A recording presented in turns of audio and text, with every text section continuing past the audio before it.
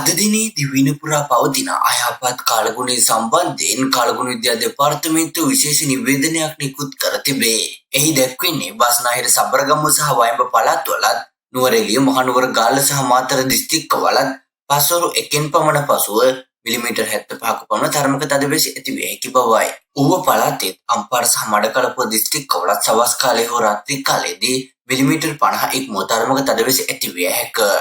මධ්‍යම කඳුකරේ බටහිර බෑවුම් ප්‍රදේශවලත් උතුරු මැද දකුණු සහ වයඹ පළාත්වලත් ත්‍රිකුණාමලය දිස්ත්‍රික්කයේ පිටිනිට හමන පැයට කිලෝමීටර් 30ක 40ක පමණ තරමක තද සුළං ඇති විය හැකිය. ගිගුරුම් සහිත වැස්ස සමග ඇති විය හැකි තාවකාලික තද සුළං වලින් සහ අකුණු මගින් සිදුවන අනතුරු අවම කර ගැනීමට අවශ්‍ය පියවර ගන්නා ලෙස කාලගුණ විද්‍යා දෙපාර්තමේන්තුව ජනතාවගෙන් ඉල්ලා සිටී.